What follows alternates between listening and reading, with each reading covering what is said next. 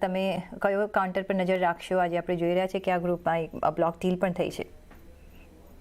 આદિત્ય બિરલા લાઇફસ્ટાઈલમાં તો આજે block deal થઈ છે અને એ આપણે 10% સ્ટેક વેચાયો છે. એટલે જે દિવસે આ જાતની બ્લોક ડીલ થાય ત્યારે હંમેશા તમને એક ચાન્સ મળતો હોય છે કે તમે નીચા ભાવે તમે આ શેર ખરીદી શકો. એટલે આનો એક તમારે ચોક્કસ લાભ ઉઠાવવો જોઈએ જો તમને આ શેર ગમતો હોય તો. બીજું, આદિત્ય બિરલા ફેશન નો જે છે અત્યારે ભાવ લગભગ 86-87 રૂપિયાની આસપાસ ચાલે છે. 70 રૂપિયાની આસપાસ એ નીચે પણ ગયો હતો. અને જે રીતે ખાસ કરીને આપણે યુએસ ટારિફની વાતો કરતા હોઈએ છીએ, મોટાભાગની ટેક્સટાઇલ ને જેટલી બી લગતીઓ કંપનીઓ છે એને થોડું ઘણું એક ડેમ્પરિંગ ઇફેક્ટ ચોક્કસ થઈ છે. એમાં હું માનું છું કે કદાચ આ કંપની પણ એમાંથી બાકાત નહીં હોય.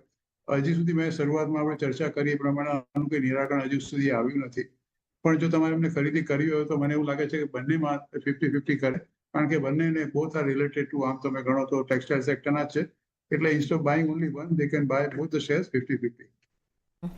ઓકે, તો બંને 50-50 તમે બાય કરી લો, બંનેમાં તમે રોકાણ કરી શકો છો લોંગ ટર્મ માટે.